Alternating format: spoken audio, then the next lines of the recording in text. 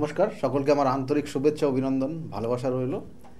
আজকে আলোচনা করব যে চিরকুমার বা চিরকুমারী যোগ, অর্থাৎ যাদের বিবাহর জন্য যথেষ্ট যোগাযোগ হয়েও বিবাহ হয় না বা আজীবন তারা কুমার থাকে বা কুমারী থাকে। এই ধরনের যোগ, এই ধরনের কানেকশান, এই ধরনের দেখবেন যে অনেক জাতক জাতিকারা বর্তমানে কিন্তু অনেক ক্ষেত্রে অনেক জায়গায় রয়েছে। তাদের বিবাহ হয়নি, বয়স পার হয়ে গেছে কিন্তু বিবাহ হয়নি। হয়তো একটা নির্দিষ্ট সময় বিবাহের জন্য চেষ্টাও করেছে কিন্তু বিবাহ হয়নি। অনেকের ক্ষেত্রে দেখবেন যে বিবাহের ওই নির্দিষ্ট সময়টা তারা হয়তো এত কিছু দায়িত্ব পালন করতে গিয়ে তারা নিজেদের জীবনটা নিয়ে অত সেটা ভাবেনি, সেই কারণে তারা বিবাহ করেনি। আবার অনেকের ক্ষেত্রে দেখবেন যে তাদের নির্দিষ্ট সেই জীবন যাপন বা ওই বিবাহের যে সময়কাল সেটা হয়তো তার ভাই বোন বা পরিবারের অন্য মানুষগুলোকে আগলে রাখতে গিয়ে সে হয়তো সারাটা জীবন অবিবাহিত অবস্থায় থেকে গেছে, অর্থাৎ চিরকুমার বা চিরকুমারী অবস্থায় থেকে গেছে। এগুলোর কানেকশান কেন হয়, এগুলো কেন হয়? সত্যি করে কি সে করে নি বলে হয়নি, বা তার ক্ষেত্রে কি যোগগুলো এসেছিল কেটে গেছিল? এগুলো আমি বারবার বলে থাকি যে 27টা নক্ষত্র, 12টা রাশি এবং 9টা গ্রহের সমন্বয়ে আমাদের জীবনযাপন চলে। সেই গ্রহ নক্ষত্র যেমন করে আমাদেরকে পরিচালনা করে সেইভাবেই আমরা চলতে প্রস্তুত। আমাদের ক্ষেত্রে কিন্তু আমাদের কোনো হাত নেই। সেই জন্য এই যে আজকের যে বিষয়, চিরকুমার বা চিরকুমারী কেন হয়, কি কি কারণ, প্রথম অবস্থায় গ্রহ নক্ষত্রের কানেকশন অবশ্যই বলবো, এবং যাদের ক্ষেত্রে বয়সটা তাদের নির্দিষ্ট date of birth, time of birth and place of birth জানেন না, তাদের হাতের রেখা বলবো আমি, যে নির্দিষ্ট রেখাগুলো দেখলেও আপনি বুঝবেন যে সত্যি করে আপনার জীবনটা এরকমই হয়ে গেছে বা আপনার জীবনে বিবাহ হবে না হয়তো। কারণ আমরা বলি না যে 70 দশকের আগে, সেক্ষেত্রে কিন্তু অনেকের ক্ষেত্রে তার date of birth, time of birth এবং প্লেস অফ বার্থ হয়তো জানে, কিন্তু টাইম এবং ডেটটা ঠিক জানা নেই। তাদের ক্ষেত্রেও এই নির্দিষ্ট জায়গা, হাতের রেখা তাদের ক্ষেত্রে কিন্তু বলে দেবে তাদের আদৌ বিয়ে হবেই কি না, কেন হয়নি তারও বলে দেবে। এবং এর সঙ্গে সঙ্গে আবার বলবো যে বাস্তু কিন্তু আমাদের যে ক্ষেত্রে অনেক এফেক্টেড। দেখবেন যে একটা পরিবারে বিবাহ হয়নি তো মানে ওই পরিবারে কারোর বিবাহ হচ্ছে না, অর্থাৎ তার বাস্তুগতও কিছু সমস্যা থাকে। অর্থাৎ আমরা বারবার বলি না, বাস্তু আমাদের জীবনের সঙ্গে ওতপ্রোত জড়িত। আপনি কি ধরনের বাস্তুতে থাকবেন, কিভাবে কানেকশান পাবে, সব ক্ষেত্রে কিন্তু তার একটা এফেক্ট, তার পজিটিভ এফেক্ট হলে পজিটিভ এফেক্ট পাবেন, নেগেটিভ এফেক্ট হলে সেক্ষেত্রে সেই নেগেটিভ এফেক্ট কিন্তু আপনি পাবেন। যেমন এটাই বললাম, অর্থাৎ এই গ্রহ নক্ষত্র, আপনার হাতের রেখা, আপনার বাস্তু কি জায়গায় আছে, এছাড়াও হয়তো কেউ আপনাকে ক্ষতি করে রেখেছে, কেউ হয়তো আপনার ওপর কালা জাদু করে রেখেছে, কেউ যদি আপনার বিবাহটাকে বন্ধন করে রেখেছে, তার নির্দিষ্ট কানেকশান কিন্তু রয়েছে, সেটা আপনি জানতে পারবেন। আমি আজকের এই আলোচনার মধ্যে সবগুলো পার্ট করে বলবো, যেটা আপনার জীবনে ঘটেছে, যে জন্য হয়তো আজকে বিবাহ হয়নি আপনার, বা আপনার সেই পরিচিত মানুষটা সে বিবাহ করেনি, এই কারণেই করেনি, সেগুলো আপনার ক্ষেত্রে কোন জায়গাটা মিল আসছে, এবং সেই জন্য সেই জায়গাগুলো দেখা গেলো বিবাহের বয়স আছে, হয়তো চেষ্টা করছে না, তাদের ক্ষেত্রে বিবাহ হচ্ছে না, তাদের ক্ষেত্রে এই ধরনের যোগ আছে না তো, তাদের ক্ষেত্রে এই সমস্যাগুলো জীবনে আছে না তো, যার জন্য আজীবন সে অবিবাহিতই থেকে যাবে। সেগুলো কিন্তু তার রেকটিফিকেশান আছে, প্রতিকার প্রতিবিধান আছে, সঠিক গাইডলাইন আছে, সেগুলো করলেও আপনি এই জায়গা থেকে বেরোতে পারবেন। এবং আগামী যে তিথি রয়েছে, খুব গুরুত্বপূর্ণ তিথি, যেটা শিব এবং পার্বতী মায়ের বিবাহ বার্ষিকী, অর্থাৎ শিব পার্বতীর বিবাহ হয়েছিল যে নির্দিষ্ট তিথি, সেই কৃষ্ণপক্ষের চতুর্দশী তিথি ফাল্গুন মাসের, খুব শুভ কিন্তু সময়, যে সময় আপনাদের ক্ষেত্রে এই সমস্যার থেকে বেরোনোর, যদি বিবাহ হচ্ছে না, বিবাহের বন্ধন হয়ে আছে, বিবাহের ক্ষেত্রে কোথাও না কোথাও বাধা তৈরি হয়ে আছে, তার জন্য তার প্রতিকার, সঠিক প্রতিকার প্রতিবিধানের সময় আসছে, কিন্তু কাজে লাগান।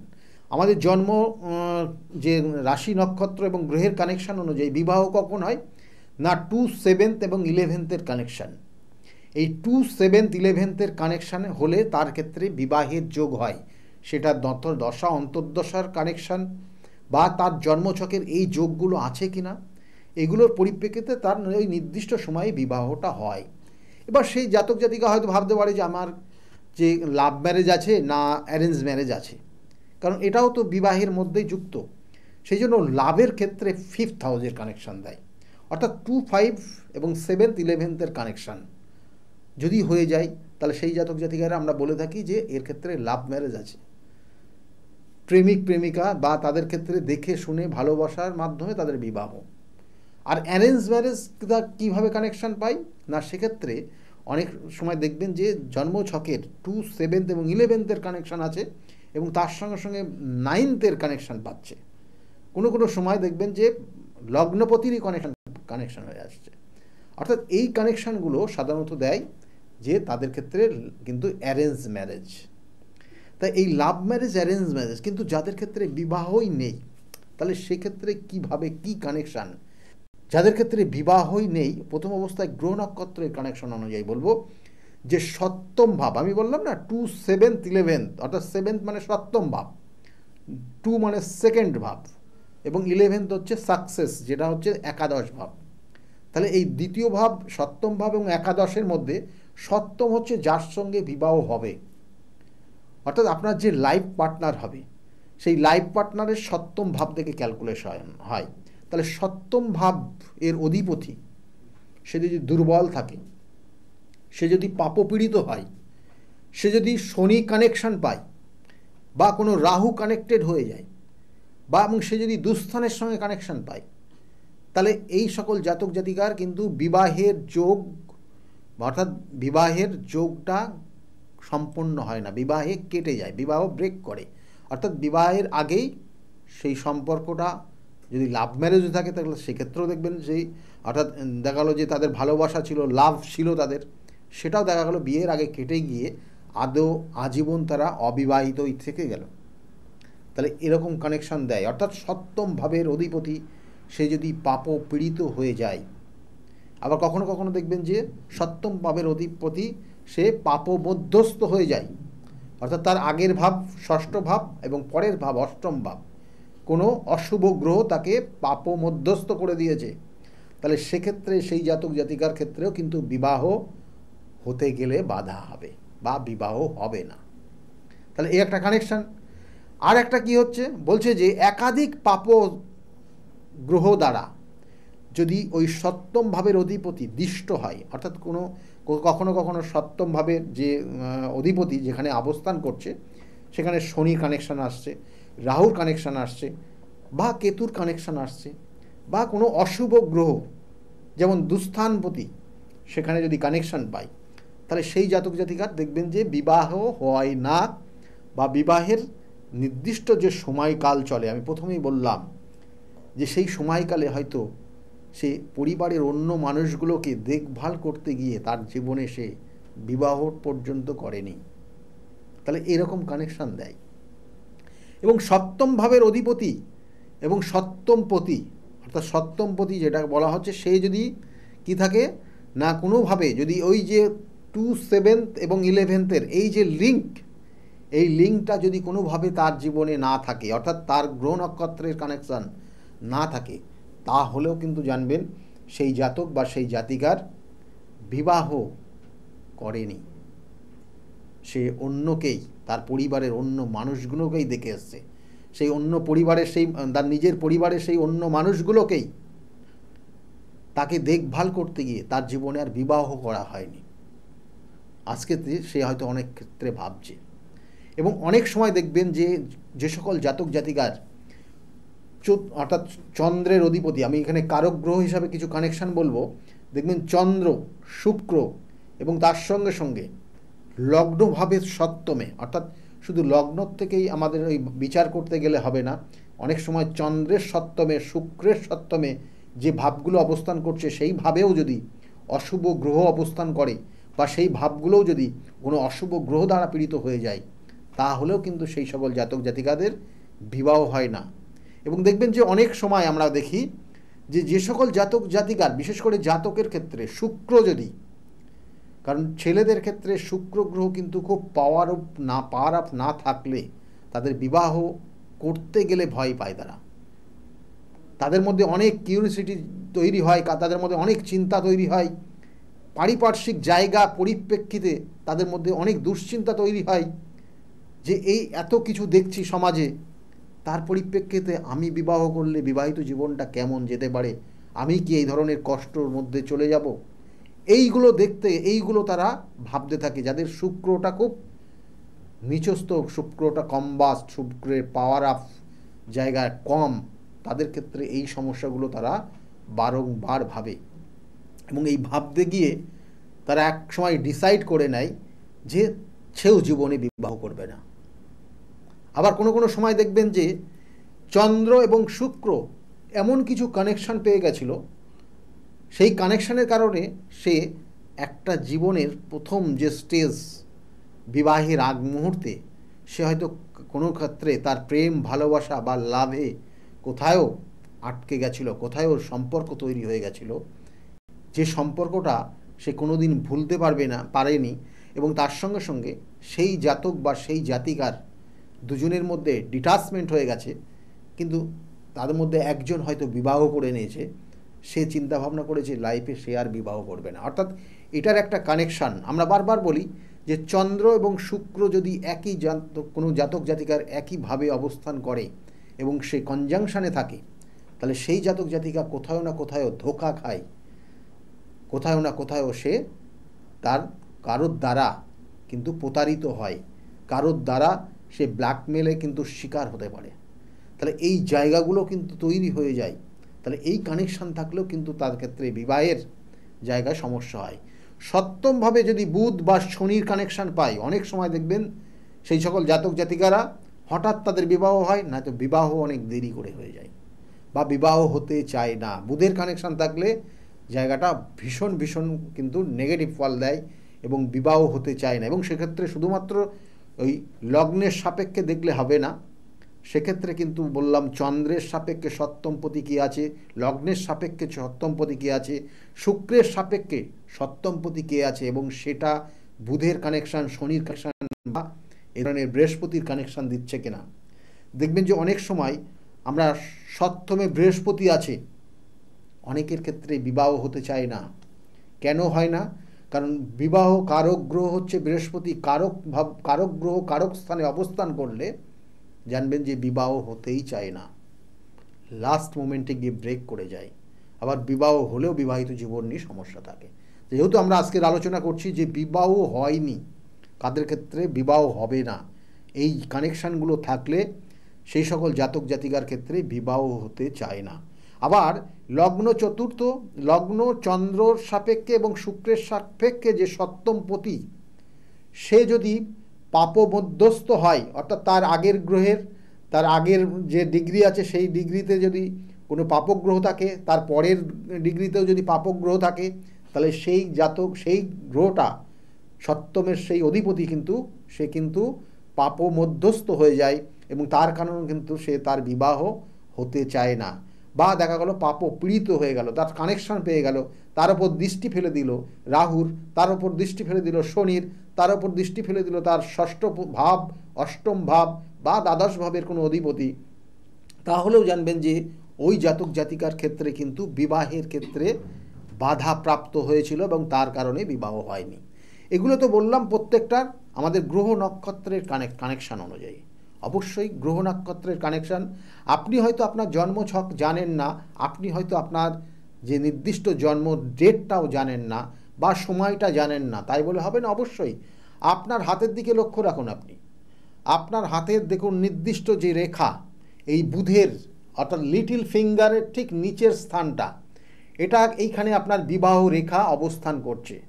এই হাটের রেখা, হাট রেখার থেকে কনিষ্ঠ আঙুল যেখান থেকে শুরু হয়েছে, এই এইখানে যে গ্যাপিং টাইমটা, এই যে জায়গাটা, এই জায়গাটার থেকেই কিন্তু আপনি জানতে পারবেন আপনার ক্ষেত্রে কেন বিবাহ হয়নি বা আদৌ আগামী দিনে বিবাহ হবে কি না। না আপনি সন্ন্যাস জীবন পালন করবেন, না আপনি চিরকুমার থেকে যাবেন, কি কানেকশান আছে দেখুন। আপনার রেখা অর্থাৎ ওই বিবাহ রেখা হার্ট লাইন থেকে যদি আপনার কনিষ্ঠ আঙুলের দিকের কোনো রেখাই তৈরি না থাকে, তাহলে জানবেন যে আপনার ক্ষেত্রে বিবাহের যোগ নেই। আর যদি দেখা যায় যে বিবাহ রেখা রয়েছে, অর্থাৎ হার্ট লাইনের যে জায়গা, হার্ট লাইন বলতে এই রেখাটাকে হার্ট লাইন বলা হয়, আর কনিষ্ঠ আঙুল বলতে এই রেখাটা কনিষ্ঠ আঙুল। এই মাঝে দেখবেন যে অনেকের ক্ষেত্রে একাধিক রেখা থাকে, অর্থাৎ একাধিক রেখা মানে তার একাধিক বিবাহ, এটা ভাবার কোনো কারণ নেই। তার জীবনে হয়তো এই ভালোবাসার জায়গা এসেছিল একাধিক, কিন্তু বিবাহ হয়তো একজনেই করেছে।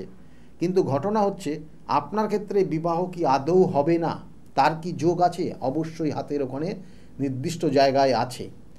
যে জায়গাটা আপনারা দেখবেন যে ওই হার্ট লাইন আর আপনার ক্ষেত্রে ওই কনিষ্ঠ আঙুলের মাঝে যে বিবাহ রেখাটা আছে, একটা রেখা আছে, সেই রেখাটাকে যদি লম্বা করে যদি কোনো রেখায় কেটে দেয়, বা ওইখানে দেখা গেল একটা লম্বা রেখা উঠেছে, যে রেখাটা ওই কনিষ্ঠ আঙুলের দিকেও ধাবিত হচ্ছে, তাহলে জানবেন যে আপনার ক্ষেত্রে বিবাহ নেই। আপনি সন্ন্যাস জীবন পালন করবেন, আপনার ক্ষেত্রে আপনি অন্যান্য মানুষকে সেবা করে যাবেন।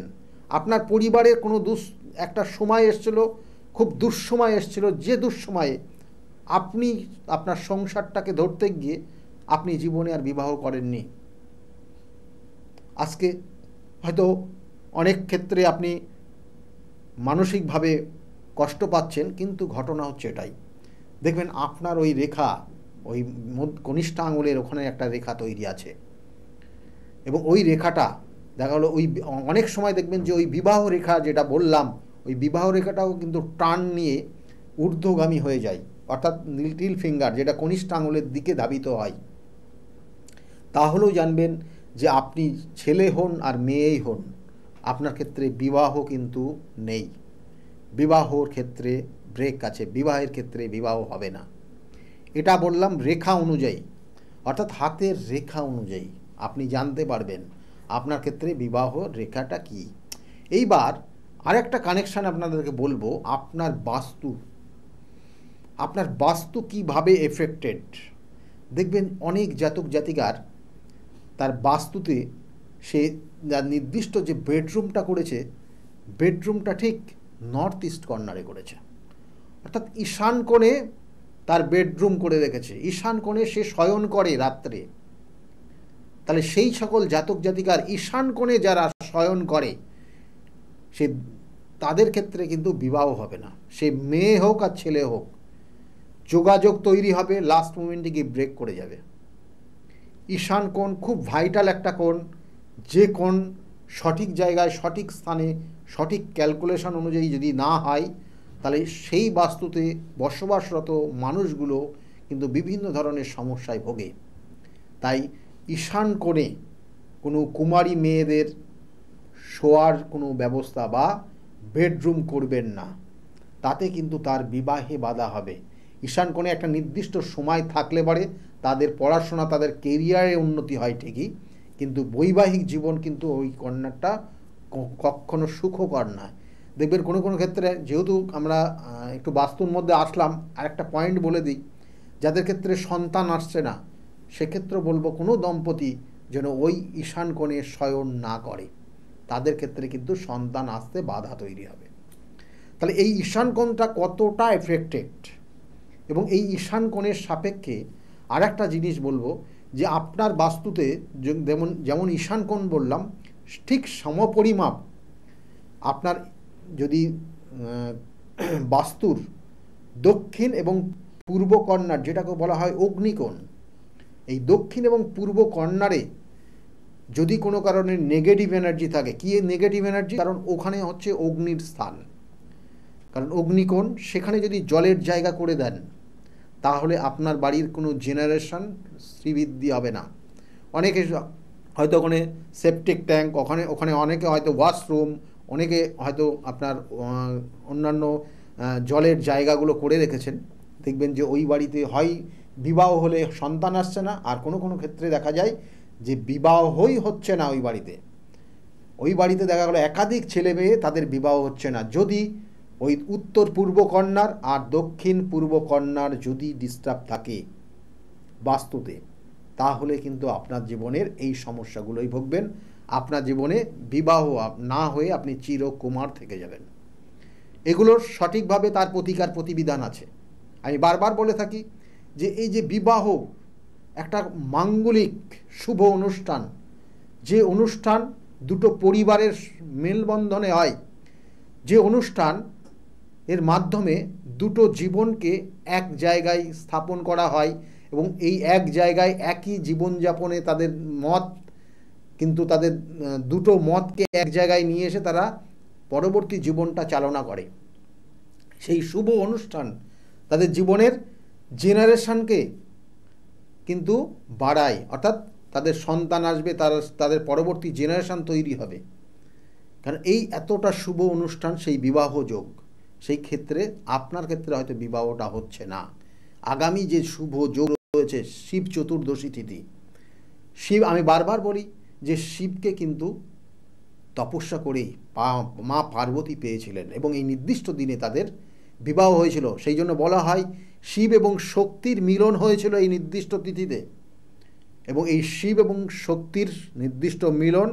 এবং সেই ক্ষেত্রে বলবো আপনাদের যে সমস্যাগুলো আছে, যে বাধাগুলো আছে, আমরা শিবকে কিন্তু অল্পতেই সন্তুষ্ট করতে পারি। সেই নির্দিষ্ট তিথিটাকে কাজে লাগান, তার প্রতিকার প্রতিবিধান আছে। প্রতিকার প্রতিবিধান করলে কিন্তু আপনার ক্ষেত্রেও এই ধরনের মানসিক যন্ত্রণা কষ্টের মধ্যে আপনাকে থাকতে হবে না। শিব এবং পার্বতীর মিলন, অর্থাৎ শিব এবং শক্তির মিলন, শিব এবং প্রকৃতির মিলন যেখানে হয় সেখানে সুখ শান্তি সমৃদ্ধি বিরাজ করে। আপনার জীবনের সুখ শান্তি সমৃদ্ধির ভীষণ প্রয়োজন, প্রত্যেকটা মানুষই সেটা চায়। কিন্তু কোনো কোনো সময় দেখবেন যে একটা জাতক জাতিকার বিবাহের, আমি যে পয়েন্টগুলো বললাম, কোনো কিছু নেই, সব ঠিক আছে, কিন্তু সেই জাতকের বিবাহ হচ্ছে না বা সেই জাতিকার বিবাহটা ভেঙে যাচ্ছে, লাস্ট মোমেন্টে গিয়ে কেটে যাচ্ছে। জানবেন আপনার ক্ষেত্রে বিবাহ কোথাও না কোথাও বন্ধন করে রেখেছে, মানুষগুলো আপনার ওপর ক্ষতি করে রেখেছে, আপনার খুব কাছের মানুষগুলোই আপনার ওপর ক্ষতি করেছে, আপনার পরিচিত মানুষগুলোই আপনাকে ক্ষতি করে রেখেছে, যার জন্য আজকে বিবাহ হতে গিয়েও লাস্ট মোমেন্টে গিয়ে ব্রেক করছে, আপনার বিবাহটা হচ্ছে না। সেক্ষেত্রেও বলবো, কারণ কোনো কোনো ক্ষেত্রে দেখবেন যে একটা জাতক জাতিকার তার বাড়িতেও কোনো সমস্যা করে রাখতে পারে। কোনো কোনো ক্ষেত্রে কোনো কোনো জাতক জাতিকার দেখা যাচ্ছে যে বিভিন্ন উপায় রয়েছে, তন্ত্রের মাধ্যমে, কালা জাদুর মাধ্যমে, বিভিন্ন উপায়ে সেই সকল জাতক জাতিকাকে বিবাহটা বন্ধন করে রেখে দিয়েছে।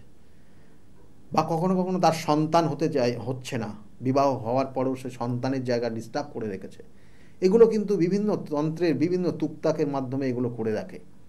সেগুলোর প্রতিকার প্রতিবিধান এই আগামী নির্দিষ্ট তিথি। অনেকের দেখবেন যে নজর দোষ, সাংঘাতিক দোষ, জীবনে ভালো হচ্ছিল, হঠাৎ করে আপনি খারাপ জায়গায় চলে গেছেন, খারাপ জায়গায় গেছেন তো আস্তে আস্তে আস্তে সমস্ত অর্থ শেষ করে জমি জায়গা পর্যন্ত বিক্রি করা আরম্ভ করে দিয়েছেন। তাহলে এতটা খারাপ জীবনে আসতে পারে আপনি ভাবেননি, কিন্তু আজকে ভাবছেন মানে আপনার হচ্ছে। তাহলে সেগুলোর কিন্তু প্রতিকার প্রতিবিধান এই নির্দিষ্ট তিথি, যেটা হচ্ছে শিব চতুর্দশী তিথি এবং তারপরে সমাপ্তির পরে যে অমাবস্যার তিথি, খুব শুভ যোগ। আগামী 9 মার্চ খুব শুভ কানেকশান রয়েছে, যে কানেকশান, যে তিথিতে আপনাদেরকে যদি সঠিক প্রতিকার প্রতিবিধান দেওয়া যায় এবং সঠিক গাইডলাইন, আমি বারবার বলি সঠিক গাইডলাইন, সঠিক প্রতিকার, সঠিক প্রতিবিধান আপনি যদি নিতে পারেন, আপনার জীবনের সমস্যার থেকে আপনি বেরিয়ে আসতে পারবেন। এই সমস্যার সমাধানের জায়গা রয়েছে, অবশ্যই রয়েছে। এই নির্দিষ্ট তিথিটাকে কাজে লাগান। যদি মনে করেন আমার সঙ্গে যোগাযোগ করবেন, তাহলে নিচের যে বুকিং নাম্বার যাচ্ছে ওই বুকিং নাম্বারে ফোন করে জানতে পারবেন আমি কোন চেম্বারে কখন কোন সময়ে বসি। কারণ আমার চেম্বার রবিবার কাঁচরাপাড়া, সোমবার ব্যারাকপুর এবং শ্রীরামপুর, মঙ্গলবার হচ্ছে কালীঘাট এবং বুধবার এবং শনিবার রয়েছে বাইরের চেম্বার বহরমপুর, মেচেদা, শিলিগুড়ি এবং বর্ধমান, এবং তার সঙ্গে সঙ্গে কিন্তু তারাপীঠও রয়েছে। এবং শুক্রবার করে রয়েছে হাতিবান, শুক্রবারে পাবেন। আর বৃহস্পতিবার করে কিন্তু কৃষ্ণনগর এবং হাওড়াতে চেম্বার পাবেন। আপনারা যদি দেখান তাহলে অবশ্যই বুকিং নাম্বারটা নোট ডাউন করুন এবং ওই বুকিং নাম্বারে ফোন করে নেবেন। কারণ আমার কাছে বিগত দিনে যারা এসেছিল তারা খুব ভালো জায়গায় আছে, তাদের মুখ থেকে শুনুন তারা কতটা ভালো আছে। আজকের মতো এই পর্যন্তই, সকলে ভালো থাকবেন, নমস্কার। ডক্টর গৌতম শাস্ত্রী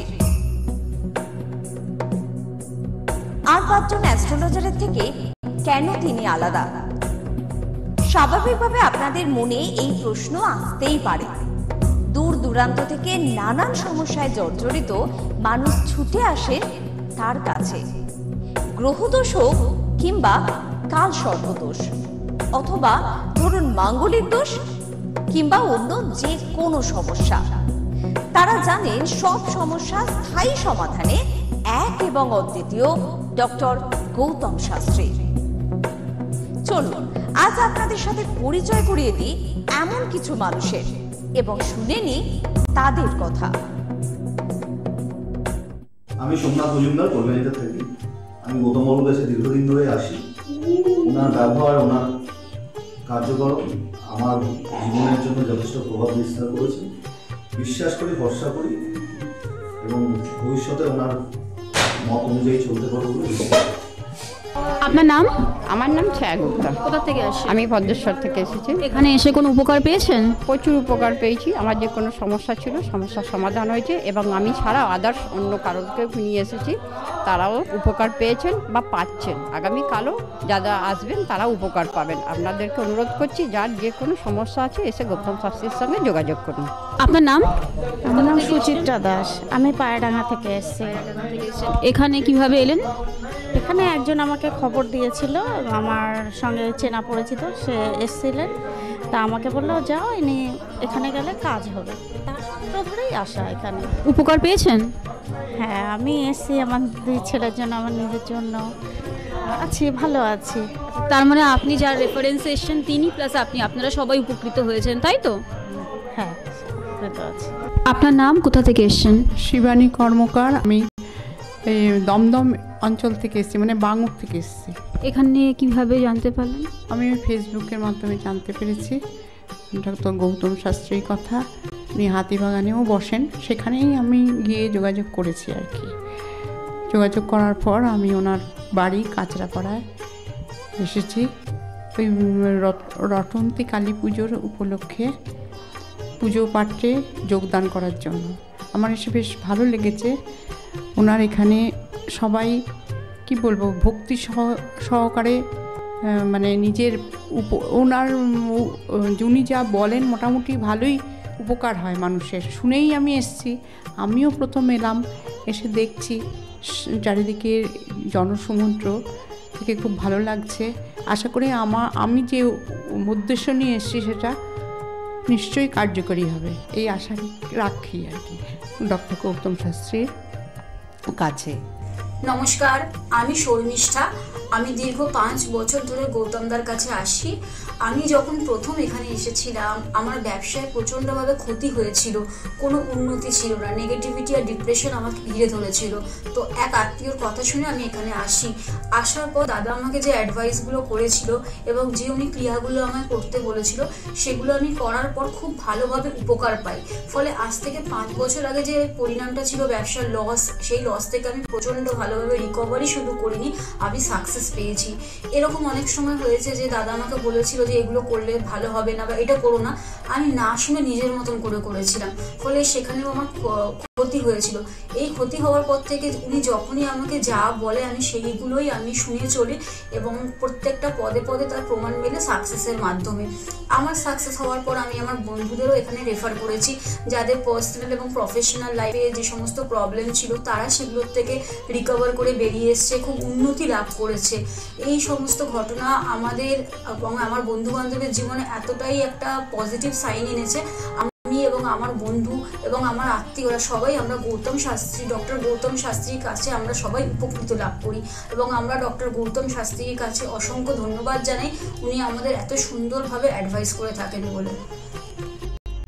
আমি কস্তুরী সরকার, আমি কাঁচরাপাড়া থেকে আসছি।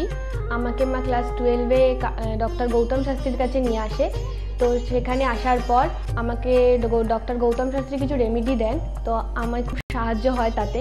তারপর আমার পড়াশোনা কমপ্লিট করার পর কাকু বলেন যে আমাকে গ্র্যাজুয়েশন আর ITI করার জন্য। তো সেখানে করে আমি ভালো ফল পেয়েছি। তারপর আমার চাকরি লাইনে আসা, তো ডক্টর গৌতম শাস্ত্রী বলেন যে আমি এই মাসের মধ্যে একটা ভালো চাকরি পাবো।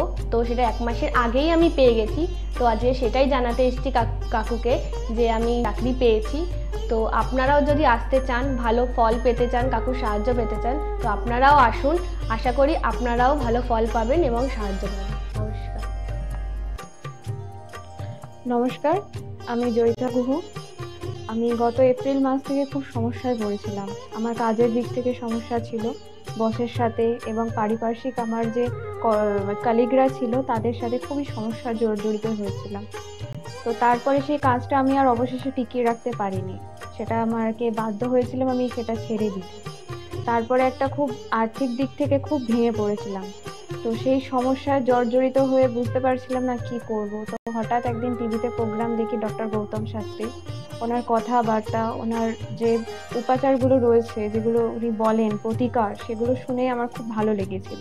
তো ওনার সাথে এসে দেখা করি, আমার সমস্ত কথাবার্তা ওনার সাথে শেয়ার করি, প্রবলেমগুলো। তারপর উনি আমাকে দেখে আমাকে কিছু বলেন আমার ব্যাপারে, তো সেগুলো একদম হুবহু মিলে যায়। তো তারপরে উনি আমাকে রেমেডি সাজেস্ট করেন, তো আমি সেই রেমেডিটা নিই, আমি ধারণ করেছি। তো ধারণ করার পর আমি আস্তে আস্তে নিজের মধ্যে একটা চেঞ্জ দেখতে থাকি। তো এবং আমি গত আগস্টের 27 তারিখে একটা জব পেয়েছি যেটা আমার মনের মতো। এখানে আমার ডেজিগনেশন, আমার স্যালারি, আমার মনের মতো লোকেশন আমি এখানে পেয়েছি, মানে এটাতে আমি বিশেষভাবে আপ্লুত। তো সের জন্য অসংখ্য ধন্যবাদ ডক্টর গৌতম শাস্ত্রীকে। আমি প্রসেনজিৎ দাস, আমার বাড়ি কাস্তাপাড়া।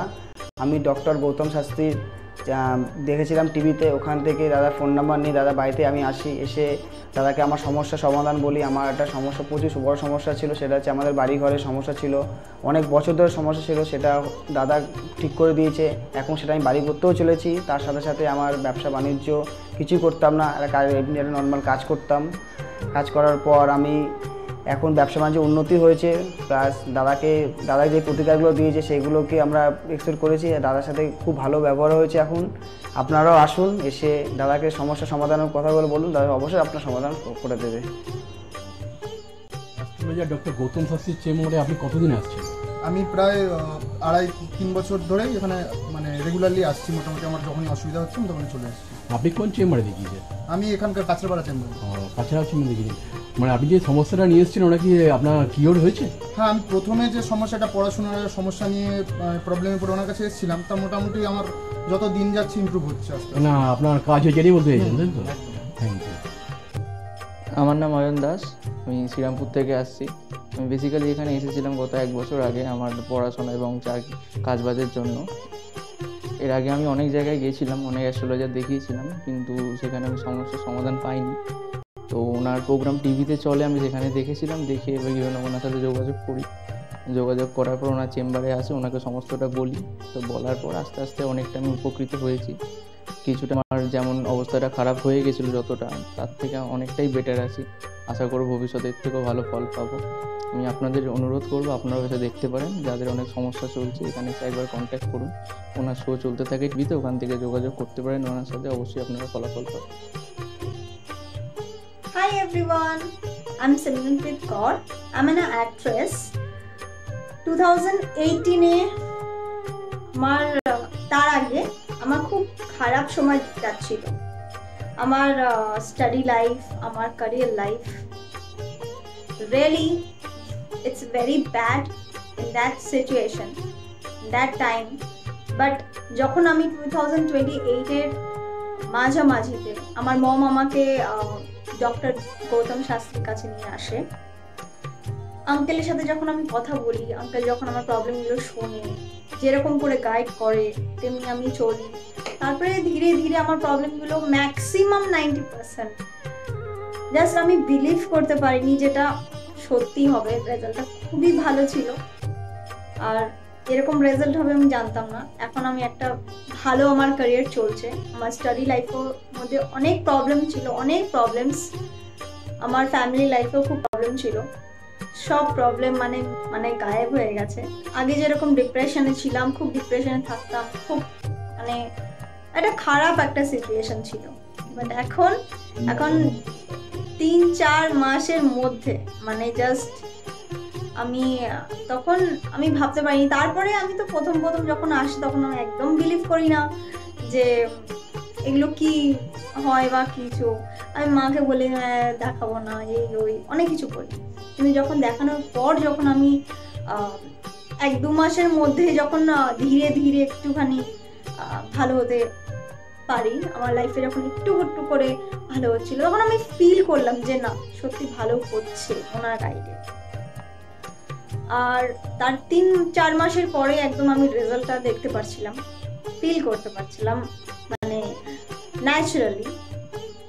আর আমার এখন 2021 চলছে, এখন আমি আঙ্কেলের কাছে আসি আর আশা করি যে আমি যতদিন আমি বাঁচবো ততদিন আমি আঙ্কেলের কাছে আসতে থাকবো, আঙ্কেলকেই দেখাবো। আর আপনারা যদি চান যে আপনাদের লাইফের প্রবলেমগুলো সলভ হোক, 100% সলভ হবে, গ্যারেন্টি। আপনারা আসুন, আঙ্কেলকে দেখান, আর আপনাদের আর আঙ্কেল যেরকম গাইড দেবে তেমনি যদি আপনি চলবেন তাহলে একদম সঠিক হয়ে যাবে, একদম সাকসেস পাবেন আপনি দেখতে পারবেন। Thank you, bye. শুনলেন তো, এনাদের প্রত্যেকের আশা, ভরসা এবং বিশ্বাসের একটাই নাম, ডক্টর গৌতম শাস্ত্রী, যার সম্পর্কে আমরা এত কিছু শুনলাম। চলুন এবার দেখে নিই তিনি কি বলছেন। আজকের যে ফিডব্যাক আপনারা পাচ্ছেন এগুলো কিন্তু আমার সবটাই আমার গুরুদেবের আশীর্বাদ। কারণ গুরুদেব আমাদেরকে একটা জিনিসই বলেছিলেন যে যেভাবেই হোক মানুষকে উপকার করলে তোমার কিন্তু আগামী দিনে দেখবে তোমার মানুষ কিন্তু তোমার পাশে এসে দাঁড়াবে।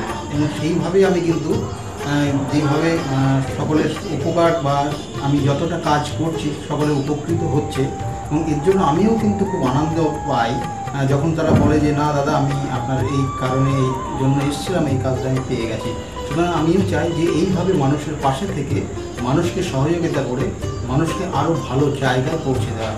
যাদের খুব দুঃখের মধ্যে কষ্টের মধ্যে আছে তাদেরকে কিছুটা গাইড করে তারা যদি আরও ভালো জায়গায় যেতে পারি এবং ভালো জায়গায় তাদেরকে যদি নিয়ে যেতে পারি, এটাই হচ্ছে আমার মেন উদ্দেশ্য। অর্থাৎ তারা যদি আরও ভালো জায়গায় যেতে পারে সেখান থেকে যে আনন্দ উপভোগ করতে পারবো আমি, সেটা কিন্তু চিরস্থায়ী থেকে যাবে।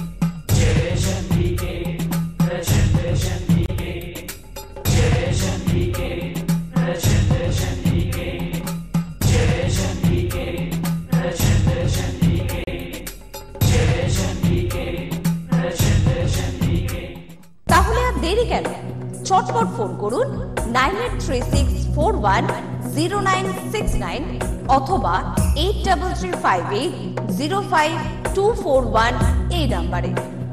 শুধুমাত্র একটি ফোন যা পাল্টে দিতে পারে আপনার গোটা জীবন।